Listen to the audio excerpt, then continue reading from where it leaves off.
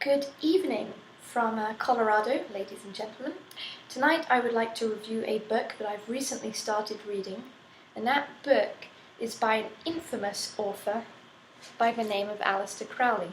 And the book, of course, is The Moonchild. Some of you may already know about this book. It is quite famous for various reasons, but I won't go into, including certain modern religions.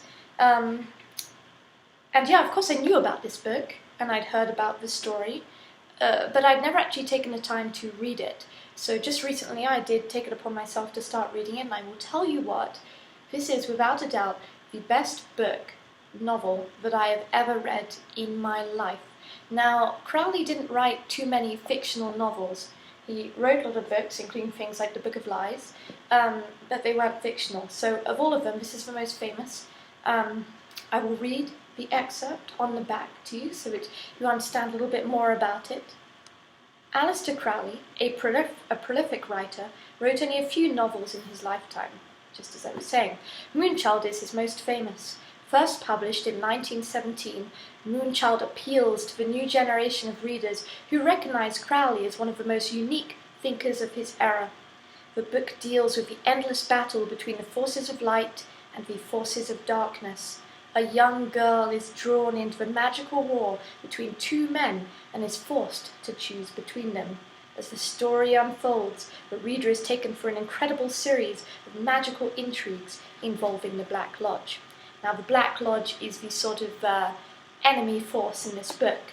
There are three major characters in this book. The first is Lisa.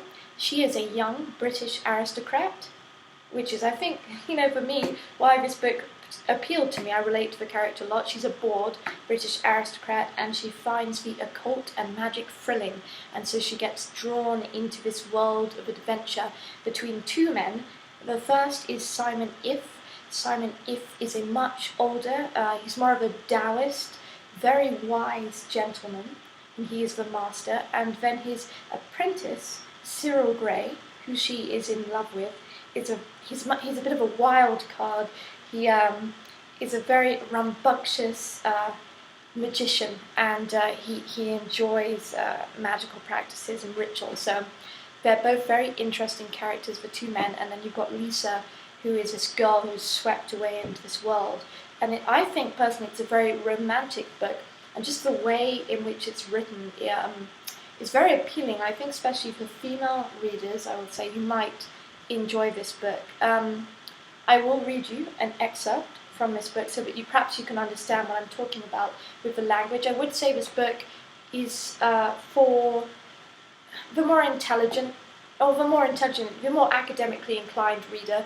A lot of Crowley's theories and famous quotations, including "Do as thou wilt," is in this book. So if you enjoy Crowley or you've studied Crowley, there's a lot of inside jokes that you will get from this. So I'm going to read you a little bit from here so that you see just how wonderful the language is in this book and how exciting it is. Presently, the visitors were at the door. The Turk became voluble over a seance.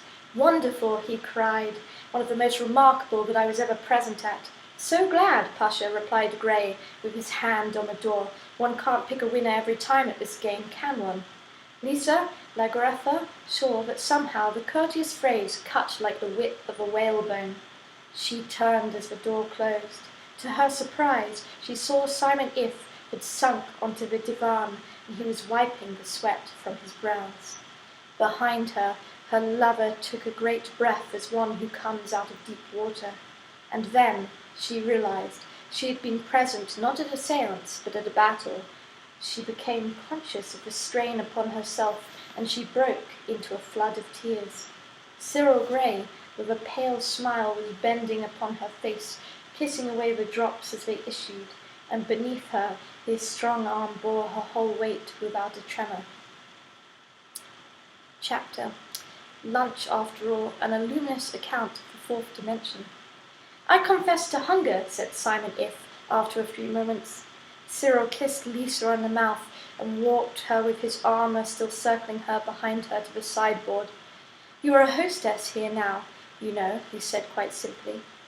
All his affectations dropped him from that moment, and Lisa understood that he was just a simple-minded, brave, and honest man who, walking in the midst of perils, had devised a formidable armament for both attack and defence. She felt a curious pang of pain simultaneously and a sense of exultation, for she was no longer merely his mistress. He had escaped her as a friend. It was no longer purely a sexual relation, which is always the nature of a duel.